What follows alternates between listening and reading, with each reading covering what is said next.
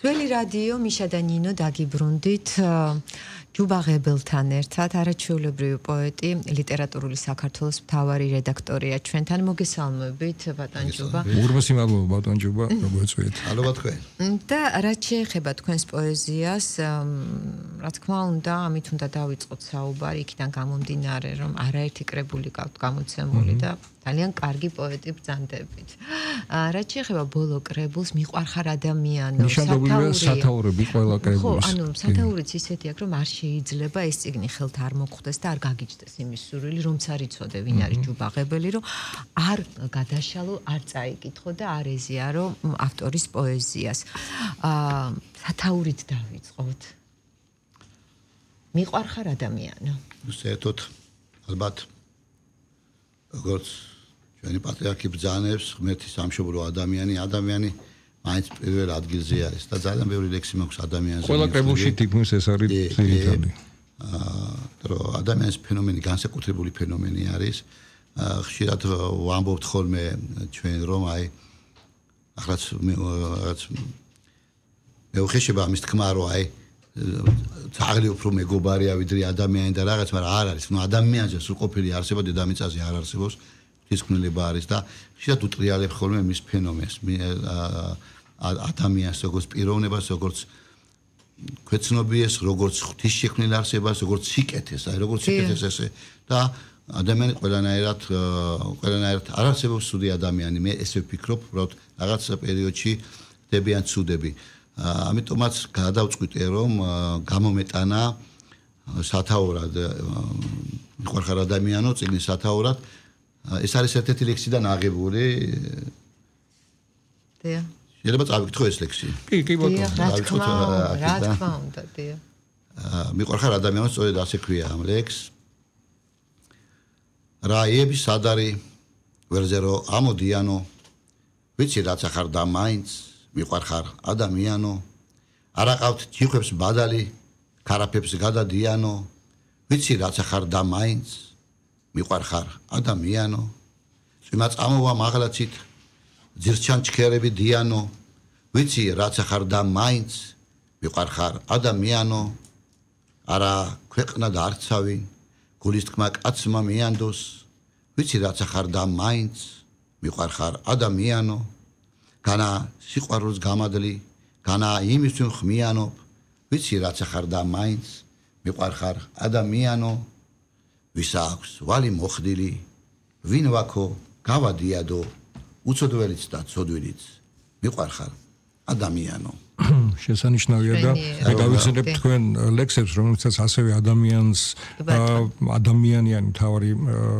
მისამართია. რა არის ადამიანი? ადამიანო მჭირდები, სადახარ ადამიანო და ძალიან ხშირად აქვს ხოლმე ეს მიმართვა და თქვენს ლექსებში მართლაც ჩანს, აი თქვენ ბრძანეთ რომ არ არსებობს სული ადამიანი და ყველგან ცდილობა იმისა რომ ის სიკარგე სმარცვალი იპოვოს, რომელიც ადამიანს ადამიანობას დაუბრუნებს და ეს მართლა ეგრეა რომ სული ადამიანი საერთოდ აი მთელი ალბათ საუკუნეების მანძილზე ადამიანი მიიტყვის სრულყოფილებისკენ და ყველაფერი თუ რამე კეთდება ადამიანის სიკეთისთვის კეთდება და პოეზიაც მათ შორის მწერლობაც ყველაფერი ხელოვნებაც ადამიანის ასიკეთოთ არის და რა თქმა უნდა რომ ადამიანია მთავარი ფენომენი მაინც და ბატონ ჯობა შეიძლება ითქვას ეს თქვენი ანუ ყველა პოეტს აქვს თავისი ხელწერა თავისი პოეტური ხმა და ერთ-ერთი ეს ჰუმანურობა რომელიც პოეტის განწყობიდანაც მოდის თქვენი ერთ-ერთი მთავარი ძირითადი ღერძია შეიძლება ესე ითქვას. იმიტომ რომ ყველა ლექსებში ეს გამოჩვენებს მიუხედავად იმისა რომ мотиваცია ლექსის წერისა ხშირად სხვადასხვა შეიძლება იყოს ხო? რა თქმა უნდა ძირითადად ადამიანს როგორც აწევიდეს ტკივილი ასევე აწევინებს სიხარული ადამიანს და ეს კიდე სხვა ფენომენი არის. ეხლა მე არ მინდა ჩემ თავზე თქვა მაგრამ ტელევიზიაში მუშაობდი პირველ არხზე 90-იან წლებში და ეკეთმა ქალბატონმა სხვათა შორის დოდო იორდანიშვილმა არაჩვეულებრივი ჟურნალისტი გახდა დამარქვა სიკეთე გამოძახებით და დადიოდნენ და რაღაცას ხო ხე მაშინ ამ ხელა ვიყავი არც ისე დიდი მაინდა ქალბატონ დოდოს ჩვენ ვიცნობთ ნათელი მისუ ძალიან კარგი ქალბატონი იყო და სულ ცდილობ რომ ყველა ადამიანი ცდილობს რომ რაღაც სიკეთები რამდენად გამოგდის სხვა საქმეა მაგრამ ალბათ მაგიტო ვართ ადამიანები მოსულები თუმცა პოეტის ჯვარი სხვა ჯვარი არის და პოეტის სხვა ჯვარს ატარებს მაინც კი ბატონო და ეს ჯვარი მძიმეა თუ მსუბუქი არ ვიცი ამაზე პასუხს რა თქმა უნდა თქვენ გაგცემთ და მანამდე აი ძალიან მინდა წინა სიტყვაობა წავიკითხო შენ ხარ და კმარა საოცარი სათაურია ესეც არაჩვეულებრივი კრებულია ნამდვილად კი ბატონო სულივითაა სიყვარული ეს არის ალბათ თქვენი პასუხი ყველაფერზე ხო თითქოს ძალიან მსუბუქი და უხილავია მაგრამ იმდენად დიდია და ტევადი შეიძლება სამყარო გადაწონოს მილიონობით სიტყვა აქვთ ენებს მაგრამ არაფერი შეედრება ამ ერთადერთ და ძნელად სათქმელ სიტყვას მიყვარხარ სიყვარული ყველაფერი ცადა დედამიწა მზედამთვარე დედაც მამაც სამშობლოც მაგრამ სულ სხვა გზნობა ჟუანტელივით რომ დაულის ხეულს რომ გტანჯავს და გიზიდავს რომ გტკივა და მაინც ელტვი ბოლომდე უნდა წავიკითხო როცა გიყვარს სულიერად ამაღლებული და ყველაზე დიდარზე ბედნიერი ხარ არანაირს რა სასახლეზე არავითარ ოქრო ვერცხლზე არ გავცვლი ამ სიდიადეს სიყვარულისთვის ყველაფრის დამთმობს უკვალოდ არ ქრება არაფერი დრო წაშლის მატერიალურ ქმნილებებს ხელოვნების ნიმუშებს მაგრამ სიყვარული მუდამ ენთება უფლის მზე და სამყაროს გააცისკრონებს ამ მომცრო წიგნში წარმოდგენილი ყველა ლექსი სიყვარულზეა 1000-ზე მეტი სტრიქონი სიყვარულზე რომლის გარეშეც ალბათ დედამიწის ღერძი გადაიხრებოდა და კაცობრიობა შეწყვეტდა არსებობას მას გაუმარჯოს ამ უძლიერეს ღვთისგან მონიჭებულ კეთილშობილებას კაცობრიობის ყველა გამოგონების ყოველგვარი გონის უმაღლეს ციტადელს ჯუბაღებელი არაჩვეულებრივია ცოტა გამიგრძელდა მაგრამ უნდა მეთქვა საბოლოო ჯამში ეს არის მე მგონი ყველა კითხვაზე პასუხი თუმცა ხა ჩვენ დიალოგი უნდა გავაგრძელოთ კი ბატონ ჯუბა თქვენ ალბათ ხშირად გეკითხები ხოლმე რა არის თქვენი მუზა და თქვენის ნებართვით აი არაჩვეულები შემოაღმნათ პოეტების გზაში და წინა თქვა რომელიც ფაქტიურად არის პასუხი ყველაფერზე ჩემი მუზა მაროდიულიცა სადაც უთვალავი ვარსკვლავია რომელთაც რიგრიგობით ვუწერ ლექსებს აი მე ფიქრობ რომ ეს ძალიან ამოწურო პასუხია პოეტის სიტყვით ამბობ ხოლმე რომ მუზაა და ეს მუზა მაინდამაინც გონიათ რომ უნდა იყოს ხალი კი ჩემთვის მუზა რაღაც ესეთი დოგმატური მუზა არ არსებობს ეს მოგონილი არის სიტუაციიდან გამომდინარე ხო ამიტომ რომ რაღაც ობიექტი არ არის შენ ხარ სამყაროში კოსმიურად და ესე ეხმიანები და სხვადასხვა მართლავარსკვლავები შეიძლება იყვნენ და სხვადასხვა განზომილებები იყვნენ მუზები ადამიანისა და იცი რომ აი რაღაც მუზა მესტუმრა და დავწერე მე ამის მაინდამაინც არ ვარ ხოლმე ამის მომხრე და უფრო კი ბატონო და რაც შეეხება ზოგადად პოეზიას ხშირად ვეკითხებით ჩვენს რესპონდენტებს და აუცილებლად თქვენც უნდა გკითხოთ თანამედროვე ეპოქას რა თქმა უნდა თავისი მიდგომები აქვს თავისი ტემპი თანამედროვე მკითხველს თავისი აღქმა ახალგაზრდებზე მაინტერესებს განსაკუთრებით კი ეს საინტერესოა თანამედროვე პოეტი როგორი უნდა იყოს ან რა როგორ უნდა წერდეს რომ თანამედროვემა მკითხველმა ის მიიღოს ისეთ რა არის როცა ჩვენ ვამბობთ სალიტერატურო ენის ცვლილებაზე რაღაც ახალი ემოტანაზე პოეზიაში აი რომ დავიწყოთ გილგამეში და რომ დავიწყოთ დღემდე აბსოლუტურად პოეზიაში გარდა ფორმებისა არაფერი არ იცვება და ეს ვერსიფიკაცია თავისი მიდგომები თუნდაც ტექნიკური მხარები ლექსი არის მაინც ლექსი და იცით ახალ-ახალი ძებებში თანამედროვე თაობა ახალგაზრდები იკარგებიან და უნდათ რაღაცის აღმოჩენა და ვერაფერს ვერ აღმოაჩენენ და სადღაცა სხვაგან მიდიან მერე. ეხლა გალაქტიონს არაფერი არ აღმოუჩენია, გადაეცო შექმნა არაჩვეულებრივი დიდებული პოეზია, თორემ ბაირონიც ისევე წერდა და აშერიც ისევე წერდა და უფრო ადრე აკაკი წერეთელი და ანუ თელი ქართული ლიტერატურა და ერთმანეთისგან გამოდიან პოეტები. ჩვენ ყველა გამოდივართ გილგამეშია თუ ჰომეროსია, რუსთაველი რომელმაც სამყაროს უთხრა ფაქტურად თელი 10 საუკუნე, 12 საუკუნე ენეიდიდან დაწყებული, ევრიპიდის ენეიდიდან გაჩერებული იყო მსოფლიო ლიტერატურა მთლიანად და მოვიდა მე-12 საუკუნეში რუსთაველი მანამდე კი იყო ნიზამი ცოტა ხნით ადრე და რაღაც, მაგრამ რუსთაველი დიდი მოვიდა და თქვა მე მოვედიო. და ესე რუსთაველი მე დაავიშალეთ ნაწილაკება და მოვდივართ. ეს იყო შემდეგ გურამეშვილი, ბესიკი და მანამდე სულხან-საბა და ერთოდ თანამედროვეებმა აი უნდა იცოდნენ თვითონ იცით რა არის? ლექსი შეიძლება ისწავლო ტექნიკური მხარე, ლექსი გაისწრო როგორ წერო, რიტმა, ჯვარედინია თუ როგორ და მართვათა რაოდენობა, რიტმა შეუსაბამო, მაგრამ ლექსი თვითონ უნდა იყოს ლექსი. თუ ის ლექსი ვერ გახდა, გინდაც ხელოვნური ინტელექტი დაუწერე და შეიძლება ბევრჯერ ხელოვნური ინტელექტი უფრო კარგად წერს, ვიდრე მესოგონია რომ დღეს ლექსებს წერს. უბრალოდ შენი უნდა იყოს, შენი თუ არის ის იმას ტექნიკურ ხარისხს გამოასწორებ მე და მე ურჩევდი ახალგაზრდებს რომ წერონ როცა ძალიან მოუნდებათ. აი ზოგს აქვს აუცილებლობად რომ იცით ყოველ დღეს უნდა დაპოსტონ. არ უნდა გაჩერდნენ და მე აძალებენ თავის თავს რომ ყოველ დღე ლექსები წერონ, ხშირად წერონ ლექსები, ან თვეში 10 ლექსი დაწერონ. არ არის ესე. ეს კაია ტვინის ვარჯიშისთვის, მაგრამ მაინც ჯობია რომ როცა მოგიძალება მაშინ დაწერო. ბატონ ჯუბა სტუდიაში შემოსვლამდე ჩვენ ვსაუბრობდით და ძალიან საინტერესო რამ თქვით რომ არასდროს არ ვუწუნებ არავის ლექსს, იმიტომ რომ შეიძლება ერთხელ დაწეროს და არ იყოს დაუშვათ ну, რა ვიცი, ვისთვის როგორ მოსაწონი, თუმცა შეიძლება მეორე, მესამე დღეს ძალიან კარგი ლექსი დაიწეროს. და ვფიქრობ, რომ ეს ძალიან ადამიანური მიდგომაა, სიყვარულით, იგივე სიყვარულით, ხო? იმიტომ რომ ადამიანს არ უნდა დაუკარგო ალბათ სურვილი, იმიტომ რომ შეიძლება ერთმა სიტყვამ ან ძალიან ცუდად იმოქმედოს, ხო?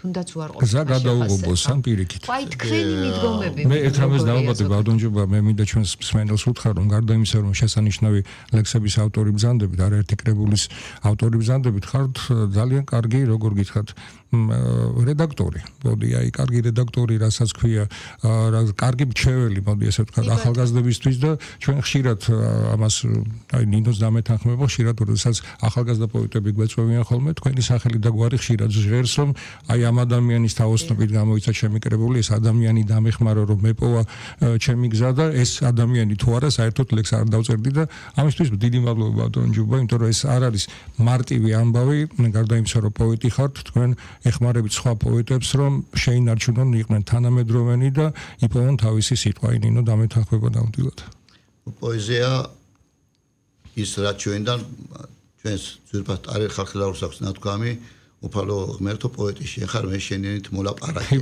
ან ჩვენ წერთ იმას ასაც უფალი გვაძლევს არავინ არავის დასაწყეს არ წერთ ხშირად ერთმანეთს კონკურენტებად აღიქვამენ ესენი კონკურენტები არ არიან და ჩვენ თუ ახალგაზრდებს გზა არ გაუკაფეთ აბა ვინ უნდა მოვიდეს მომავალი თაობა ვინ უნდა შეავსოს ქართული ლიტერატურა ქართული პოეზია ისე როგორც იყვნენ მე-20 საუკუნის დასაწყისში ის ცისფერყანწელები ჩვენ დიდი ლადუასათიანი შემდეგ ეს სევერიანისიანი გიორგი ნაფეტვაიძე მირზა ნუ ბევრი და ეს ახალგაზრდები ესეთი მაგრამ მოვიდნენ დამოხტულები და მე უფროსი თაობა უკაფავდათ მათ გზას და მე თვითონ აღარ დასწავლდათ მას ამის გაკეთება და მე ახლა რა ის ისე მიხარია ხოლმე ბავშვით მიხარია გულწრფელად ვინმეს ლექსო წავიკითხავ და აღმოჩნდება რომ ეს ადამიანი სწორედ უცნობი ადამიანია საზოგადოებისთვის ლიტერატურული წლებისთვისაც კი უცნობი არის და მე ვცდილობ რომ ის მას მადლობა გადავხადო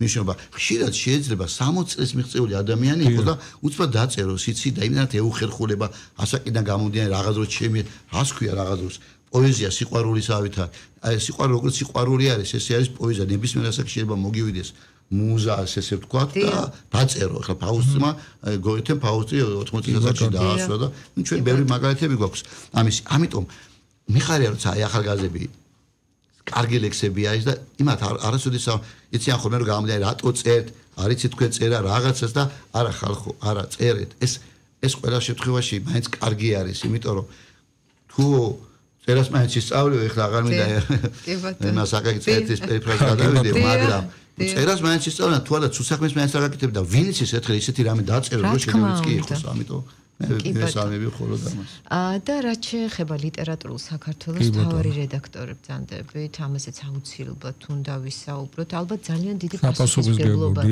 არის ხო დუ სიმართლე გითხრათ როცა მე შემომთავაზეს ეს თანამდებობა მე მაშინ ესპანეთში გახდით ტელეკომუნიკაცია შედგა სატელეფონო საუბარი უფრო სწორად და ედგარა დავიბენი კიდევაც მიუხედავად იმისა რომ ლიტერატურა საქართველოსთან ძალიან ბევრი რამ აკავშირებს მე გარკვეული წლები რუსეთში ცხოვრობდი და გამოწერილი მქონდა და აქ რო ყოველდღე პარასკევი იყო ეკორშაბათობით ჩამოვდიოდა და თხუთშაბათობით ზუსტად აღარ მახსოვს ლიტერატურის საქართველოს ეხლა დასტატ მაქვს იქიდან ჩამოტანილი ჩემთვის ლიტერატურის საქართველოს და ყველასთვის ალბათ ეს არის გაზეთი მემატიანე ეს არის ტაძარი ეს ძეგლი არის მარტო გაზეთი არ არის მთელი ლიტერატურული მემკვიდრეობისა სხვათა შორის 95 წელი უსრულდება გამოცემიდან მომავალ წელს და ჩვენ ვაპირებთ ლიტერატურული კონკურსი გამოაცხადეთ აქედანაც მიმართავ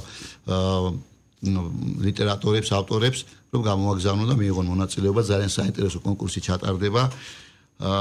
იცით რა არის? ძალიან ბევრი ღირსეული რედაქტორი ყავდა, თითქმის ყველა ღირსეული იყო ამ გაზეთის რედაქტორები, ვინც იყვნენ.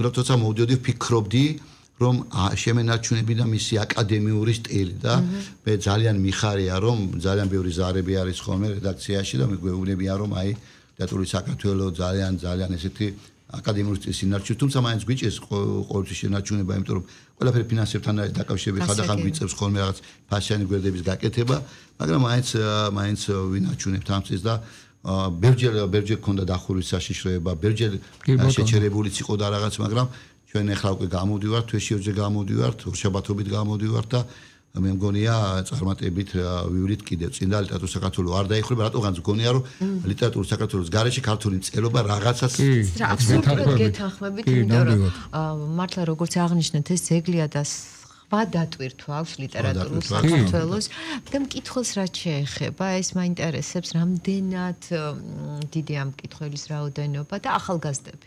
ახალგაზრდები მნიშვნელოვანია. შეათ გამიგონია ამბობენ რომ ну მაინც ძველი თაობათა გაზეთი, ანუ ვინც მაინც ამ აკადემიურ კუთხით უყურებს ამ გაზეთს და ახალგაზრდები უფრო სოციალურ ქსელებში არიან ჩამწვანე ესე ვთქვათ, მაგრამ არა იმდენად პრესტიჟულია მათთვის თუნდაც ერთი ლექსი დაბეჭდა ამ გაზეთში, რომ აი საკმაოდ ბევრი მასალა გვაქვს დაგროვილი და მინდა არავის გული არ მინდა ვატკინო, ამავე დროს არც მინდა რომ გაზეთს რაღაცას დაუკარგო, მაგრამ მადლობა ღმერთს რომ ასე თუ ისე ძალიან გასახარია ეს. ბევრი გვიერეკავს და გვეუბნება სად იყიდება, სამცხო ჯიხურები აღარ არის და შეიძლება მოიარო მთელი აი რუსთავიდან თავისუფლებამდე ჯიხური ვერ ნახოს, რაც შეიძლება გაზეთი შეეძლო, მათ შორის ეს გაზეთიც.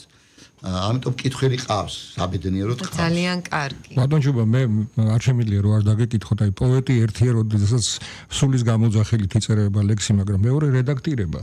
აი ხვდებით, ანუ აქ ძალიან ნიჭიერი ადამიანი მოდის, თუმცა აქ უკვე პოეტის თვალის გარდა უნდა იყოს შემდგარი ლიტერატორი.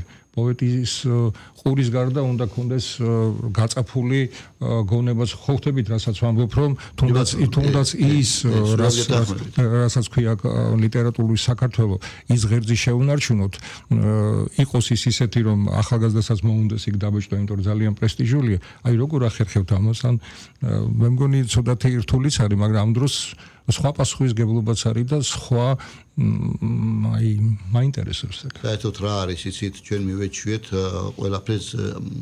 ყველაფერთან ზერელი დამოკიდებულებას.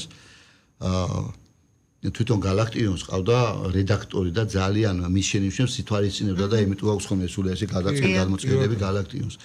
და რაღაც ახლა ჩვენ ბევრი კარგი რედაქტორი ყავს, მადლობა ღმერთს, მე სახელებისგან თავში, თუმცა ვიტყვი მზიახეთაგური, აი რომელიც აი ჩაკერკეტებს, მართლა ჩაკერკეტებს და იცით რა არის, დღეს უბრალოდ სახელდაგვარი იწერება ხოლმე, რაც კითხულობენ ხოლმე ნაწარმოებებს და ლექსები იქნება თუ პროზაული ნაწარმოები და მე აი აბსოლუტურად თუ მიწევს ეს, რა თქმა უნდა ეს შრომატევადიც არის ყველაფერი, მაგრამ იცით ჯობია რომ იმისთვისა, იმ ავტორისთვის არის კარგი, გაიგე და ნუ შენთვისაც, იმიტომ რომ ვიღაცა წაიკითხავს სიტყვის ვინ იყო ამის რედაქტორი, ხო, რომ მაქსიმალურად შეეცადო კორექტირება კი არ გაუკეთო.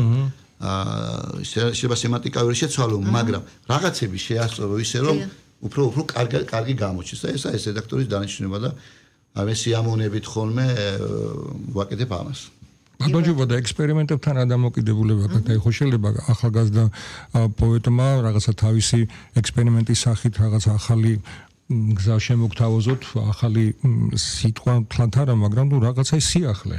ისეთი რომელიც შეიძლება ოდნავ ბევრ კითხვას ვადევს მინიმუმ. შორტაშორის აი მე ხშირ შემთხვევაში ჩემ და სამწუხაროდ რელიგიურ დოგმატიზმზეც მაქვს უარყოფითი დამოკიდებულება, იმიტომ რაღაცები იცვლება ქვეყანაში, აი მარტივად რო ავიღოთ აი მაშინ თუ რელიგია ძალავდა ხო რაღაც ისეთებს, რაც მაშინ არ იყო, რაც დღესაა ეს და ამას ვერ აღზავდა, მაგრამ დღეს ჩვენ თვითონ გვძალავთ. იმიტომ მორალი და რაღაც ზნეობიდან გამომდინარე.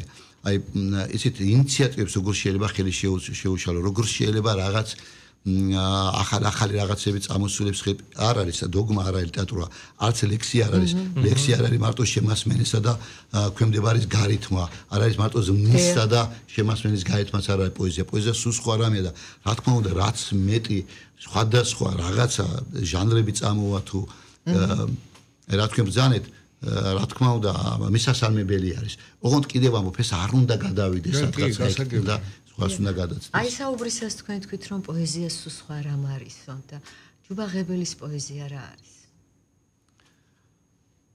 ჩემთვის პოეზია ვერ დავიკვეხნე რომ რაღაც მარტო რაღაც კოსმიურ რაღაცა არა მე მიწაზე დავდივარ მე უფრო მიწიერი ადამიანი ვარ და ჩემთვის პოეზია არის ღმერთიდან დაწყებული ისე ადამიანი და სამშობლო აი სამი ფენომენი და სიყვარული რომელიც ყველაფერშია გაერთიანებული სიყვარულშია ღმერთი სამშობლოს და ადამიანიც ეხლა ხშირად ამბობენ ხოლმე რომ აი ბერჯერ მინახავს სხვადასხვა ცნობილ ჭალებში თუ ისე ცნობილ ავტორების გამონათქვამებშიც რომ რაღა დროს სამშობლოა, რაღა დროს ეკლესია, რაღაცა დროს ტაძარია, რაღაცა დროს სიყვარულიც კი უკვე სიყვარულზეც კი, იმიტომ რომ ეს არა, ეხლა იცით, აი კვერცხი მივატყი, კედელზე ჩამოვალ და აი ეს არის პოეზია ვიღაცისთვის და ეს მათ გონია ორიგინალობა.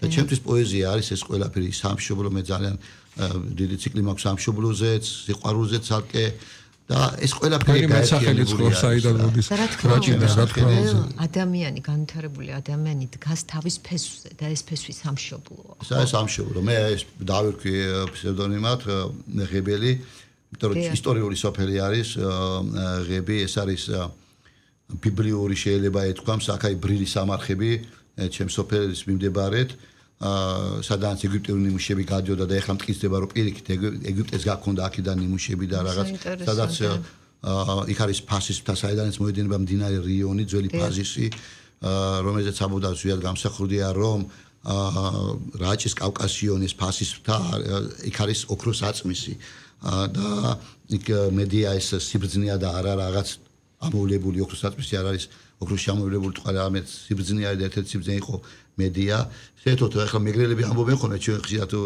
ერთმანეთში ხუმრობთ რომ კოლხეთი და კოლხეთი არ არის სამეგრელო კოლხეთი არის ძალიან დასავლეთ საქართველოს ეს არის ფაზისი და რაჭის კავკასიონიდან პონტოს ზღვამდე ესე ვთქვათ რა და აი ეს იყო მთლად ეს არგონავტების თემა და რაღაც და აი ეს ღები აი საკრალური სოფელი აი ჩემი სოფელი მშვენიერი ბატონო მე დიდი ეჭვი მაქვს რომ ეს მითოლოგიური ხაზი თქვენს პოეზიაში აუცილებლად არის და ალბათ კიდევ ახალ კრებულში განსაკუთრებით ზაფხად გაიჟღერებს დიდი ეჭვი უფრო და უფრო მეტი ამ კუთხით მინდა და მე მგონია რომ ვიცი ახლა ბატონი გიაყვაშილავას და უკვე მეცნიერებიც ძალიან სხვანაირ ყურადღებას აქცევენ თვითონ სოფელსაც და იქ რაც ხდება და რაც არის და ბუნებრივია ჩემი სოფლიდან ვიწყე მეთავად მიუხედავად იმისა რომ მე დავიბადე იქ იმიტომ რომ მამაჩემ და დედაჩემი წაიყვანა სამშობიაროთ იქ იმიტომ რომ თვითონ სამხედროში გაიწვიეს როგორც მამაჩემი ჩამოვიდა იმის მე თბილისში ვცხოვრობ და აქ ვარ და მაგრამ მაინც ღები არის თქვენ მაინც იქ ვარ ბატონო ჯუბადა რა შეეხება პროზას იცი ყველა არ მგონია იყოს პოეტი ვისაც პროზაში არ უცდია ბედი თქვენ მეც მაქვს რა თქმა უნდა სხვადასხვა პიესებიც კი მაგრამ ისინი იმდენად მნიშვნელოვნად არ მიმაჩნია რომ ეს წინაპლანზე წამოწევდა ეს ძალიან რთულია კოლექტივი წერდა სხვადასხვა მაგრამ წინაპლანზე არც მას აი ერთადერთი ვინც გაბედა ეს ბევრნი არიან მაგრამ ოთარ ჭილაძე ყავს როგორც პროზაში ისე პოეზიაში და შეიძლება პროზაში კიდევ მაგის პროზა უფრო ჩემთვის პოეზია კი ბატონო ნუ აკაკი წერეთელი ვაჟაფშაველა ხო და ნუ ყავს ჩვენ ამით მაგრამ ეს ამწყო ძალიან დიდი დრო უნდა. დიახ, და ასხოჩეს არაერთ მწერალს უთქვავს, ნუ იმ მწერლებსაც რომლებიც ნუ თან ლექსებს წერენ, თან პროზაში არიან, რომ გაცილებით დიდი დრო ძალიან და რთულია. ესეთ რა, ესეც აი ყოველ შემთხვევაში ასე ამბობენ. ესეც შეფარდებითია, ნახეთ, სხვათა შორის ბევრ პოეტესა, ბევრ პროზაიკოსაც უჩნია პროზაში. მათ შორის ნოდარ დუმბაძე რომელიც წერდა ლექსებს, მაგრამ ეხლა იმხილა არ იყო ასევე მოკლედ ბევრს ქონდა მცდელობა აკაკი თავად იყო ნუ ეხლა ვეღარ მაგონდება მაგრამ ბევრს ქონდა პროზა აქვს ლექსები ბევრ ცნობილი პროზაიკოს, მაგრამ მისი ლექსები არავინ არ იცის. აი თქვა გოდერძი ჩოხელი. ხანდახან ამოგივარდება ესეთი ლექსი და ვა გოდერძი ესეთ ლექსებს წერდა რა რა კარგია რა ლამაზია. მისი გმირების ხშირად მაგრამ გოდერძი უფრო სხვა მხრივ თუნდაც აი ესეთი მოსაზრებაც არის რომ ლექსი ერთი ხელის მოსმით იწერება და რაც შეეხება პროზას ხო ეს არც რა არის აი რამდენად გამართლებული მე ძალიან ბევრი პუბლიცისტური ნაშრომები მაქვს და ხშირად დამიწერეა 20 გვერდი 2 საათში. აი ესე წყალივით მიდის. და შეიძლება ნოველა დაწერო ერთ დღეში. მაგრამ შეიძლება ერთ ლექსს ერთ სტროფს უკირკიტოს ამი დღე.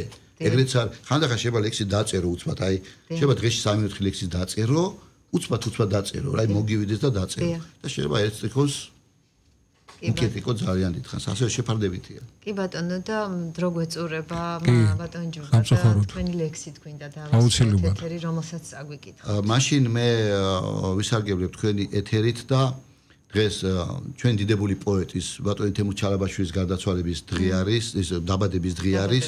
მიულოცავ მე ვიცი რომ მას იმ სამყაროშიც ესმის და მესადმი თქვენი ლექსით თუ წიგს მათხოვეთ ბატონო. ნიშა კი ბატონო. ინებეთ ბატონო. ემოზე მე თქვენი ლექს გავიკითხავ. და იმ სამყაროშიო და მართლა ჩვენ სხვადასხვა სამყაროში ვართ თორე სულის კავშირი ნამდვილად არ ხდება ხო? სულ ახლოს ვარ ჩვენ ადამიანები. დარწმუნებული ვარ და მით უმეტეს როდესაც ახლობლებზეა საუბარი. გისმენთ. ჩემი ლადოს რუსთაველი ვერხვის გაშლილ რტოებს მიაქვთ. დავით აღმაშენებელიც რუსთაველის პროსპექტია. აქაც ვერხვებს, იქაც ვერხვებს ანუ ჭადრის რტოებს თუ ჩაერი უნდა შეხვდე, ისე როგორც ქართველ პოეტს. მიაკ ხვდები ჩალაბაშვილს, ნელ ღამი თუ დილას სისხამს, არტოს ბახში ხელებს გავშლით, თითო ჭეკას გადავისხამთ, ფოთლებს როგორც ფოლიანტებს, აშრიალებს ღამე ქარვის, ჩვენ ლექსებმაც ისე გვტანჯეს, როგორც ღრუბლებს ცხელი ქარი, დრო წყლებს უკან მოიტოვებს, მზე ჩაწვება თვალში ბინდად, არტოს ბახთან ჭადრის რტოებს, გადმოსქერი ჩემი ბინა, მიაკ ხვდები ჩალაბაშვილს, ბნელ ღამი თუ დილას სისხამს, ვორონცოზე ხელებს გავშლით, ყელში არახს გადავისხამთ. მადლობა, ძალიან დიდი მადლობა და იმეც ვიტოვებთ რომ გვეწვევით. მადლობა თქვენ. ამარაჩოლებრივი ეთერისთვის და იმისთვისაც თქვენ ლიტერატურისთვის აკეთებთ. მადლობა, ჩვენი სტუმარი იყო პოეტი, ლიტერატურული საქართველოს მთავარი რედაქტორი ჯუბა ღებელი, მიშა და ნინო თქვენთან ვრჩებით დროებით. მადლობა.